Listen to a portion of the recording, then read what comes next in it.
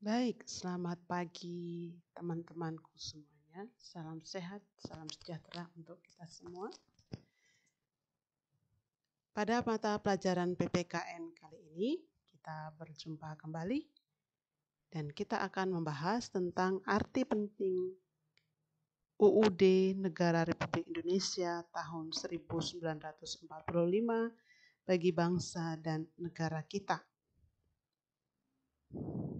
Adalah lanjutan dari bab 3, ya.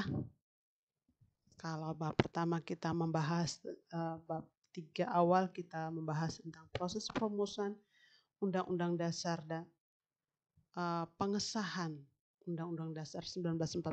Sekarang adalah kita lebih melihat arti penting dari UUD 1945 bagi bangsa dan negara kita. Kita ketahui bersama bahwa UUD 1945 ini secara fundamental adalah sebagai hukum yang tertinggi di negara kita. Dan mengapa seperti ini? Mengapa dikatakan sebagai hukum yang tertinggi? Karena merupakan sebagai sumber legitimasi atau landasan dari bentuk-bentuk peraturan perundang-undangan di bawahnya. Artinya apa? Pada prinsipnya semua hukum atau peraturan yang terjadi di negara kita, aturan-aturan kecil, pemerintah pusat maupun daerah, bahkan di tingkat RT RW, semuanya mendasar pada Undang-Undang Dasar 1945. Harus berpatokan atau berpedoman pada UUD 1945. Nah, Undang-Undang Dasar Negara Republik Indonesia tahun 1945 ini memiliki kedudukan dan fungsi penting bagi jalannya seluruh kehidupan negara kita, kehidupan berbangsa dan bernegara kita.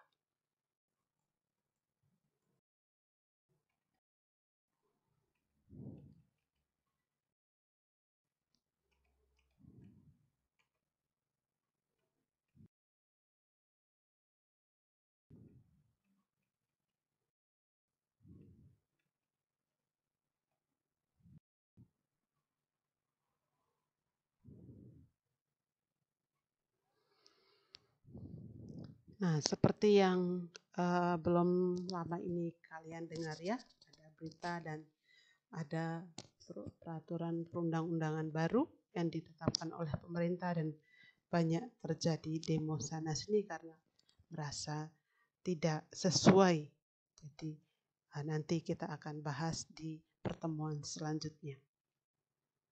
Nah, jadi boleh mengadakan amandemen atau perubahan, tetapi harus sesuai dengan prosedur yang sudah dibukukan dalam peraturan undang-undang, yaitu pasal 37.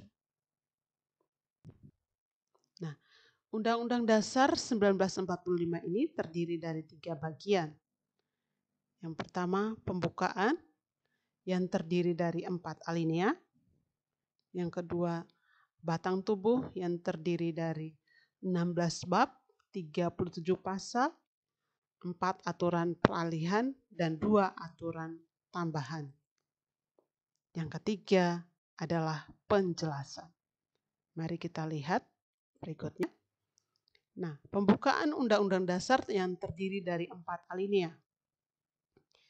Di alinea pertama berbunyi, negara melindungi segenap bangsa Indonesia dan seluruh tumpah darah Indonesia dengan berdasar atas persatuan dengan mewujudkan keadilan sosial bagi seluruh rakyat Indonesia. Kedua, negara hendak mewujudkan keadilan sosial bagi seluruh rakyat Indonesia. Hal ini merupakan pokok pikiran keadilan sosial yang didasarkan pada kesadaran bahwa manusia mempunyai hak dan kewajiban yang sama untuk menciptakan keadilan sosial dalam kehidupan masyarakat. Ketiga, negara yang berdaulat tan rakyat yang berkedaulatan rakyat, berdasar atas kerakyatan dan permusyawaratan keadilan. Dan yang keempat, negara berdasarkan atas ketuhanan yang Maha Esa menurut dasar kemanusiaan yang adil dan beradab. Nah, pembukaan UUD 1945 alinea keempat juga terkandung dasar-dasar negara kita, yaitu dasar Pancasila yang berbunyikan ketuhanan yang Maha Esa, kemanusiaan yang adil dan beradab, persatuan Indonesia, kerakyatan yang dipimpin oleh hikmat kebijaksanaan dalam permusyawaratan perwakilan, keadilan sosial bagi seluruh rakyat Indonesia. Nah, yang berikutnya dalam batang tubuh UUD 1945 terkandung sistem pemerintahan negara. Nah, yang pertama, Indonesia adalah negara yang berdasar atas hukum. Kita bisa lihat di pasal 1. Yang kedua, sistem konstitusional, yaitu pemerintah berdasar pada atas konstitusi atau hukum dasar. Jadi tidak bersifat kekuasaan yang tidak terbatas. Itu kita bisa lihat di pasal 1. Ketiga, presiden ialah penyelenggara pemerintah negara menurut Undang-Undang Dasar. Jadi presiden sebagai penyelenggara pemerintah negara menurut Undang-Undang Dasar. Kita bisa temukan, bisa lihat di pasal 4. Di pasal 7, presiden dibantu oleh menteri-menteri negara yang diangkat dan diberhentikan oleh presiden. Ya, kalian bisa lihat berita-berita di televisi seperti itu. Pasal 4, kekuasaan kepala negara tidak terbatas. Kepala negara harus tunduk pada konstitusi. Ya, meskipun kepala negara, pemimpin tertinggi, dia tetap harus tunduk pada konstitusi. DPR tidak dapat dibubarkan oleh presiden. Ini kita lihat, itu tertulis dalam pasal 7.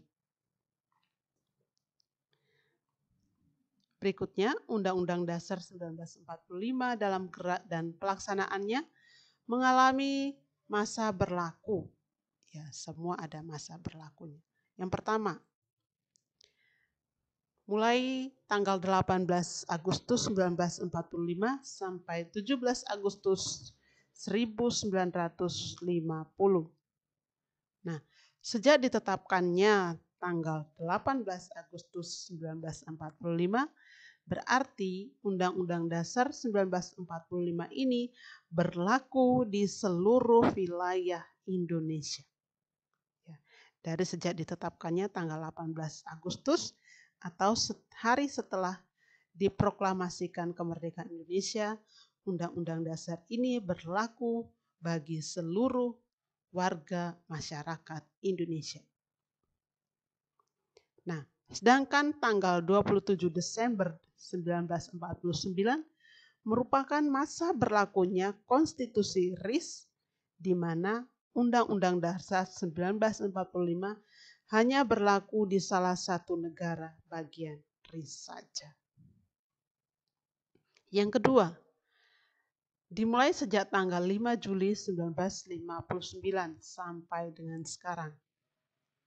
Dengan adanya kegagalan Dewan Konstituante untuk menetapkan Undang-Undang Dasar yang baru, maka pada tanggal 5 Juli 1959, Presiden Soekarno mengeluarkan dekret yang berisi, yang pertama, pembubaran konstituante, berlakunya kembali Undang-Undang Dasar 1945, dan tidak berlakunya Undang-Undang Dasar sementara 1950. Yang ketiga, akan dibentuk dalam waktu dekat MPRS atau Majelis Permusyawaratan Rakyat Sementara dan DPAS atau Dewan Pertimbangan Agung Sementara. Nah, setelah kita mengetahui, memahami arti penting kedudukan Undang-Undang Dasar 1945 bagi bangsa dan negara kita, tentunya kita akan melihat atau menemukan hal-hal positif atau sikap-sikap positif kita sebagai warga negara terhadap pelaksanaan Undang-Undang Dasar 1945 ini dapat dikembangkan, apalagi kita sebagai pelajar ya. Sikap-sikap positif yang dapat kita kembangkan, yaitu antara lain, perlunya kita menyadari adanya manfaat Undang-Undang Dasar 1945 ini. Perlu mengkritisi penyelenggaraan negara yang tidak sesuai dengan Undang-Undang Dasar 1945. Mematuhi aturan dasar hasil perubahan Undang-Undang Dasar 1945.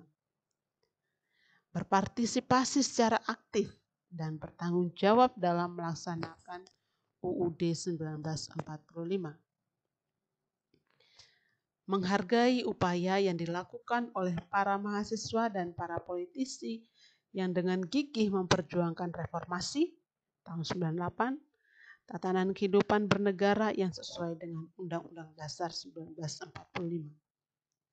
Menghormati dan melaksanakan aturan-aturan lain di bawah Undang-Undang Dasar 1945, termasuk tata tertib sekolah. Demikian yang bisa saya jelaskan di sini. Kita akan bertemu lagi di materi pembelajaran selanjutnya. Terima kasih, salam sehat, dan sampai jumpa.